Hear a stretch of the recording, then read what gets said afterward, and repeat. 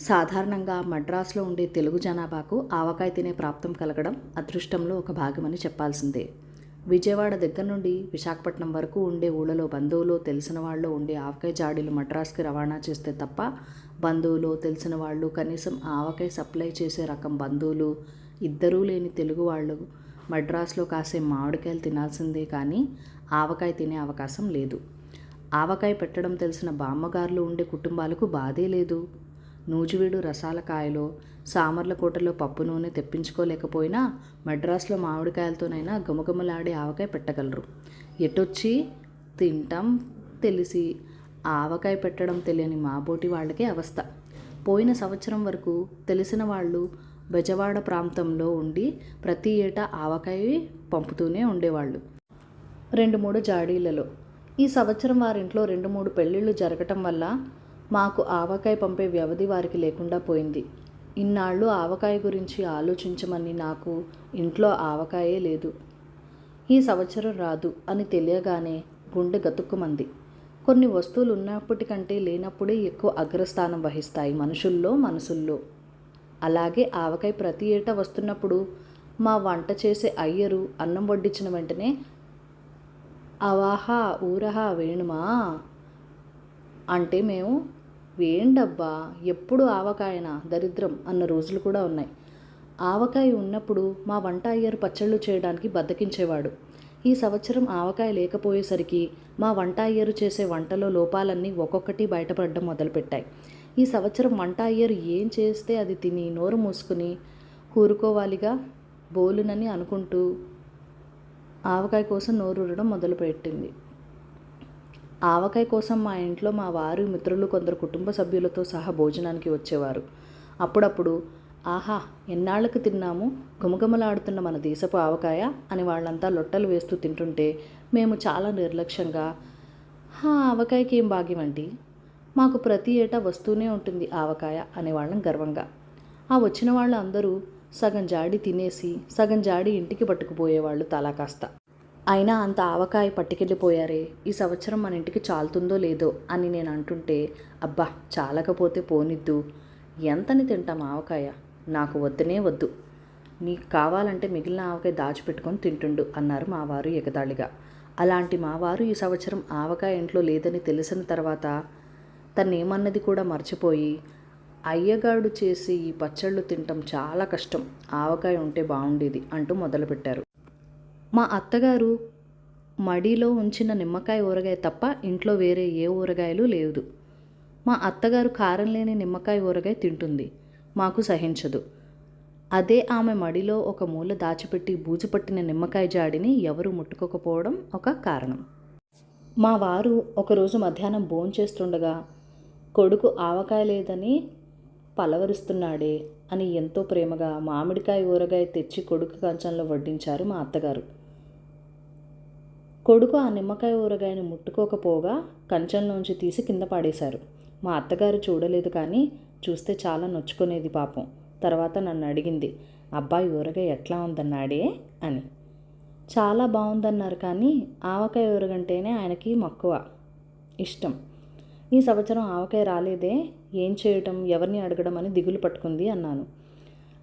నీదంతా చోద్యమే మరీను, ఎవరినో అడగడమే, ఆవకాయ పట్టడం ఏమన్నా బ్రహ్మ విద్య కనుకనా, తెలియక అడుగుతాను. అయినా అంత కారం అంత నూనె వేసి ఆ ఉత్తరాది వాళ్ళ ఆవకాయ మీరు లొట్టలేస్తూ తింటుంటే నా కళ్ళ వెంట నీళ్లు కారుతాయి. అయినా మనకెందుకులే అని ఊరుకున్నాను. అసలు అంత కారంగా ఉండే ఆవకాయ తింటే మీ ఒళ్ళు గతి ఏం కారణంట, ఏదో వారికిష్టం అన్నాను నేను. నేను పెట్టేస్తానండు ఆవకాయ అన్నారు మా అత్తగారు దర్జాగా కూర్చుంటూ. నా ప్రాణం లేచొచ్చినట్టయింది. అంతకంటేనా, మీరు గనక ఆవకాయ పెడితే ఇంక మనకు ఆవకాయ లేదన్న లోటే ఉండదు ఈ సంవత్సరం అన్నాను సంతోషంగా. నీదంతా చాదస్తమే మరీను, ఏ సంవత్సరమైనా మన ఇంట్లో పెట్టుకోవచ్చు ఆవకాయ, ఏం బ్రహ్మ విద్య అంటాను, నిమ్మకాయంతో ఆవకాయ అంతే అన్నారు తేలిగ్గా మా అత్తగారు. అంతే అంతే అన్నాను ఆవిడ అన్నది అర్థం కాక నేను. కానీ నాకు సందేహం కలిగింది. మా అత్తగారి పుట్టినిల్లు చంకల్పట్, మెట్టినిల్లు నంద్యాల. ఆవకాయకు మా అత్తగారికి ఎట్లాంటి సంబంధం ఉంటుందా అని చాలాసేపు ఆలోచించాను. అడుగుదామనుకున్నాను, మళ్ళీ ఆపేక్షిస్తుంది అనుకుంటుందని ఊరుకున్నాను. అయితే ఏమేం వస్తువులు కావాలంటారు ఆవకాయ వేయటానికి అని అడిగాను, తెల్ల కాగితం పెన్ను చేతపుచ్చుకుని. ఆవిడ గారి గుమాస్తాలాగా. వెంటనే మా అత్తగారు కాలు మీద కాలు, మూతి మీద వేలు వేసుకుని ఒక క్షణం ఆలోచించారు. మామిడికాయలు కావాలిగా అన్నాను మా అత్తగారి ఆలోచనకి అంతరాయం కలిగిస్తూ. అబ్బే ఎందుకే అన్నారు అలక్ష్యంగా చప్పరిస్తూ. నేను తెల్లబోయి ఆమె కేసి చూశాను. 15 ఎకరాల మామిడి తోటలో మనం ఉంటూ లక్షణంగా కాసే మామిడి చెట్లు పెట్టుకొని ఇంకా కాయలు ఎందుకే మనకు అన్నారు చిరునవ్వు ఒలకబోస్తూ. అయితే మనతోటి పండ్ల కాయలే వేస్తామంటారా ఆవకాయ అన్నాను. ఓ భేషుగ్గా వేయచ్చు. ఆవకాయకు కావాల్సింది మామిడికాయలేగా. ఏ కాయ అయితేనే మన తోటలో దక్షిణం వైపు చెట్లన్నీ భేషైన కాయలు కాస్తాయి. పడమటి వైపు చెట్లు ఈ కాయలకి ఎంత కండగల కాయలు ఉన్నాయో పోయిన సంవత్సరం తోటంతా విరగకాసాయి కాయలు. మరి 400 ఎక్కువ చెప్పి కౌలుకివ్వవి అంటే విన్నావు కాదు. వాడికి ఎంత లాభం వచ్చిందో తెలుసా? మన తోటవాడు చెప్పాడు. ఈ సంవత్సరం అంతే, వాడికి ఇంకా లాభం వస్తుంది. అట్లా కాసింది తోటంతా. పోనీలేండి, ఏటా కౌలుకి తీసుకునేవాడు 4 డబ్బులు సంపాదించుకొనివ్వండి, పై సంవత్సరం అడగవచ్చు ఎక్కువ డబ్బు అన్నాను. ఇస్తాడు, మళ్ళీ ఏ నష్టమో వచ్చిందంటాడు. అందుకే ఇప్పుడు ఆవకాయ పెట్టబోతున్నానుగా, 5,000 కాయలు అడిగి పుచ్చుకుంటే సరి అన్నారు మా అత్తగారు దిట్టంగా బాసిపిట్ట వేసుకుని కూర్చుంటూ. అయితే 5,000 కాయలు ఆవకాయ పెడతానంటారా అన్నాను ఆశ్చర్యంగా. కాకపోతే మీ చెల్లెళ్ళ ఇండ్లకు ఇంకా తెలిసిన వాళ్ళ ఇండ్లకు పంపాల్సి ఉంటుందిగా. కొద్దిగా పడితే ఏం చాలుతుంది మన ఇంటికి. వాడిని మట్టుకు 5,000 కాయలు అడగాల్సిందే. డబ్బు తక్కువ ఇచ్చి కాయలు ఇవ్వకపోతే ఎట్లా అన్నారు కాలు మీద కాలు వేసుకుని మా అత్తగారు. 5,000 కాయలు వాడివ్వడమేమో, మామూలుగా వాడివ్వాల్సిన కాయలు 1000. నేను 500 కాయలు చాలనుకున్నాను. ఎటు తిరిగి మనకు ఎవరో ఒకరు తెలిసిన రసాలు బంగిన పిల్లలు పంపుతూనే ఉంటారు కదా. ఇక మన తోట పండ్లోని ఎవరు తింటారో ఉద్దేశంతో తగ్గించి ఇమ్మన్నాను. మళ్ళీ ఇప్పుడు అన్ని కాయలు కావాలంటే ఏం బాగుంటుంది అన్నాను. నీదంతా చూద్దామే, నీవు అడక్కపోతే నేను అడుగుతానుండు అన్నట్లు. వాడి పేరేంటి, జటాయువా జానకిరామా? నాకు పక్కన నవ్వొచ్చింది. ముసలివాళ్ళందరికీ జటాయు కంటే ఎందుకో అంత అభిమానమని. వాడి పేరు జటాయువు కాదు, జానకిరాము కాదు, దశరథుడు అన్నాను నవ్వుకుంటూ. ఏ అతిరథుడు, ఎవడికి జ్ఞాపకం? వెంటనే వాడికి కబురు పంపి పిలిపించు. వాడి చేత 5,000 కాయలు కక్కిస్తాను.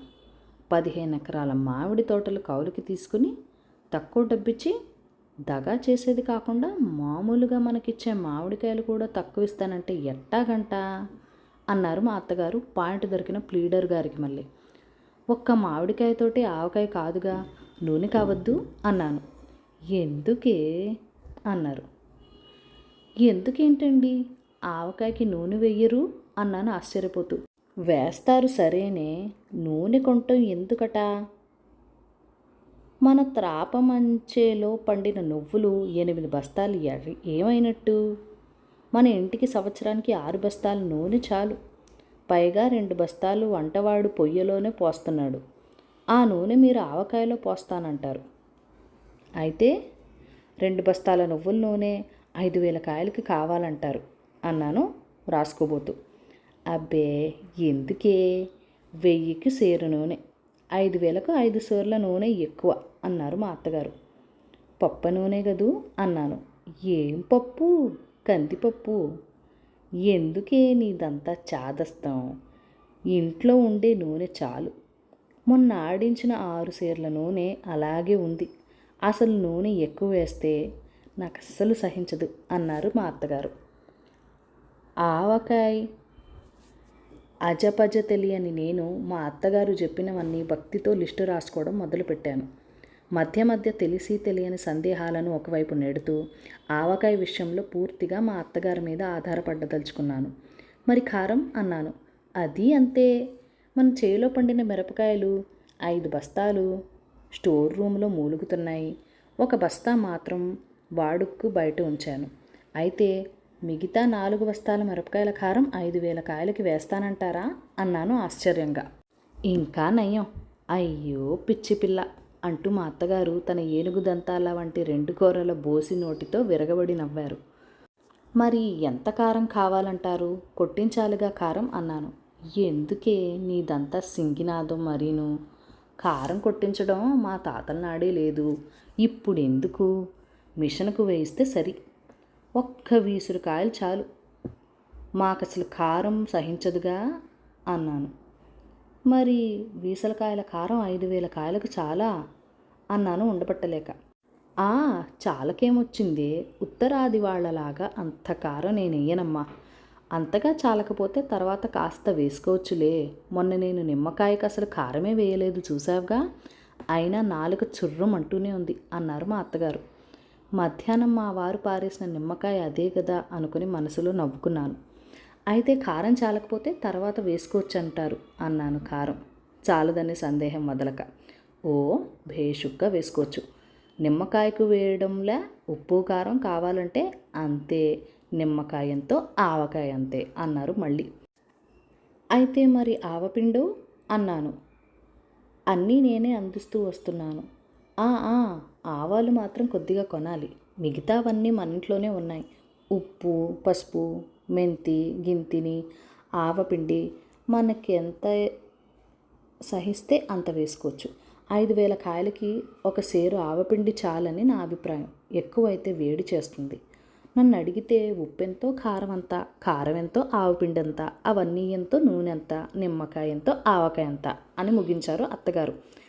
ఆవిడ చెప్పినవన్నీ శ్రద్ధగా రాసుకున్నాను కాగితం మీద. అన్నట్టు ఆ కౌలువాడి పేరేమిటే మర్చిపోయాను. వాడిని పిలిపించు, తక్షణం వాడితో మాట్లాడో పోట్లాడో. 5,000 కాయలు తీసుకునేదాకా నిద్రపట్టదు నాకు అంటూ లేచి గోల్కొండ వ్యాపారంలా గోచి సరిచేసుకుంటూ వంటింటి వైపు వెళ్ళిపోయారు మా అత్తగారు. నేను అత్తగారి ఆజ్ఞానుసారం మామిడి తోట కౌలుకి తీసుకున్న దశరథుడికి కబురు పెట్టాను. దశరథుడు చేతులు కట్టుకొని వినయంగా వచ్చి మా అత్తగారి ముందు నిలబడ్డాడు. నేనుంటే మరీ ఏడ్చిపోతాడని పులి ముందు మేకను వదిలేసినట్టు మా అత్తగారి ముందు దశరథుడిని వదిలి నేను వెళ్ళి వంటింట్లో ముందున్న వడ్ల బస్తా మీద కూర్చున్నాను. మా అత్తగారు హైకోర్టులో వాదించే లాయర్కు మళ్ళీ దశరథుడితో వాదిస్తోంది. వాడు కాలికేస్తే మెడకేసి చివరికి 5,000 కాయలు ఇవ్వకపోతే మామిడి తోట విడిచిపెట్టి పొమ్మన్నారామె. ఇచ్చిన అడ్వాన్సు డబ్బులు కావాలంటే తిరిగి ఇచ్చేస్తానని కూడా దబాయించారు. దాంతో వాడు దశరథుడు నిజంగానే భయపడిపోయాడు. అయితే అమ్మగారు, 5,000 పండ్లయితే నేను ఇస్తాను అప్పుడప్పుడు, కాయలేం చేసుకుంటారు తల్లి అన్నాడు భయపడుతున్న దశరథుడు. ఆవకాయ వేస్తాన్రా ఆవకాయ, అయినా ఏం చేస్తానో నీతో చెప్పితే ఇస్తావా కాయలు అని గద్దించి అడిగారు మా అత్తగారు. అది కాదండి అమ్మగారు, 5,000 పళ్ళేస్తారా కాయలు కావాలా అని అడిగానండి. ఇప్పటికే బాగా ముదిరి బండపారిపోయినాయి కాయలన్నీ అన్నాడు దశరథుడు. ఆ మాట విన్న నా గుండె గతుక్కుమంది. మా అత్తగారు పండ్లకాయలు పెట్టబోతారేమోనని భయపడ్డాను. అవి ముదిరి బండబారిన కాయలు పిల్లలు తింటారు. కానీ నువ్వు మాత్రం 5,000 కాయలకి ఒక్కటి తక్కువ ఇచ్చినా తీసుకొని జాగ్రత్త అని మా అత్తగారు దశరథుడిని పంపేశారు. మామూలు కంటే జోరుగా నడుస్తూ వచ్చారు మా అత్తగారు వంటింట్లోకి. ఏమన్నాడు అన్నాను ఏమీ విననట్టు. ఏమంటాడు, కుక్కిన పేలల్లే దక్కిస్తూ ఇస్తాడు. 5,000 కాయలు లేకపోతే తోట విడిచి పొమ్మన్నాను. వచ్చే ఏడు డబ్బు కూడా ఇలాగే దబాయించి తీసుకోవాలి కానీ వాడెంతంటే అంతకు నిక్షేపం లాంటి మామిడి తోటకు వదిలేస్తారటే అన్నారు సింహనగలంలో పుట్టిన మా అత్తగారు. నేను గుడ్లప్పజెప్పి ఆమెకేసి చూస్తూ ఉండిపోయాను. మర్నాడు తెల్లవారుజామున మా అత్తగారు హడావిడిగా ఇంటిల్లిపాదిని నిద్రలేపారు. వంట చేసే అయ్యరు పక్కింటి నుంచి 2 కత్తులు, ఎదురింటి నుంచి 2 కత్తిపీటలు తెచ్చాడు.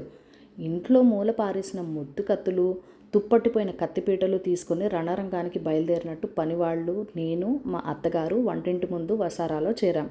5,000 కాయలు పెరటివైపు వరండాలో రాసి పోసున్నాయి. మా అత్తగారు ఆ రాశి చూస్తూనే చాలా కాయలు వచ్చాయే, మనం 5,000 కాయలేగా అడిగింది, వెధవ భయపడి 10,000 కాయలు కక్కినట్టున్నాడు అన్నారు.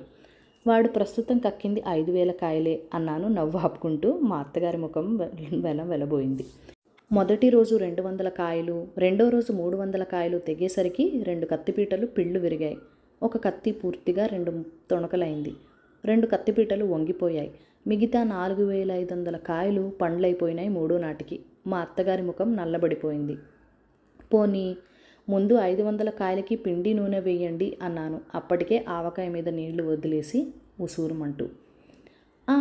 అంతే చెయ్యాలి, వెధవ పండ్ల బారిన కాయలిచ్చి దగా చేశాడు అన్నారు తప్పుకోవడానికి ప్రయత్నిస్తూ మా అత్తగారు. వాడేం దగా చేయలేదు, వాడు ముందే చెప్పాడు, పండ్లు బారై కాయలైనాయి అన్నాయి లోపల నుంచి వచ్చే కోపాన్నంతా మింగుతూ. అదేలే, అయితే ముందు ముక్కలకి కారం ఉప్పు పిండి పట్టిస్తానేం అన్నారు మాట మారుస్తూ మా అత్తగారు. మీ ఇష్టం, అలాగే కానివ్వండి అన్నాను నేను నీరసంగా. 500 కాయల ముక్కలే ఒక పెద్ద గంగాళం నిండా ఉన్నాయి. ఇంట్లో ఉన్న 4 చిన్న జాడీలు తెచ్చి మా అత్తగారి ముందు పెట్టాను. పిండి నూనె కలపకుండానే ముక్కలన్నీ 4 జాడీల్లో పట్టించడం మొదలుపెట్టారు. ఇంకా సగం ముక్కలు మిగిలిపోయాయి. 4 జాడీలు నిండిపోయాయి. మా అత్తగారు గుడ్లు తేలేశారు. నేను వెంటనే మరో 4 జాడీలు టౌన్ నుంచి తెప్పించి ఆవిడ ముందుంచాను. మిగతా ముక్కలన్నీ కొత్తగా వచ్చిన 4 జాడీల్లోకి సరిపోయాయి. 500 కాయలకే 8 జాడీలైతే 5,000 కాయలకు ఎన్ని జాడీలు కావాల్సి వచ్చేదో తలుచుకొని హడలెత్తిపోయాను. 8 జాడీల్లో గుప్పెడు కారం, ఉప్పు, ఆవపిండి వేసి ఒక జాడీకి 2 గరిటెల నూనె పోసి మూత పెట్టి, కృష్ణ అంటూ లేచారు మా అత్తగారు. ఆవకాయ పట్టడం అయిపోయిందా అన్నాను.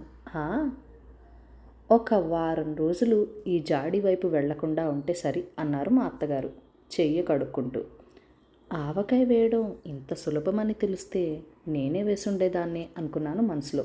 వారం రోజుల తర్వాత మా ఇంటిలో మా అత్తగారు ఆవకాయ వేశారు కాబట్టి భోజనానికి రావాల్సిందిగా మా చెల్లెళ్ళను తెలిసిన వాళ్ళకి కబురు పంపాను.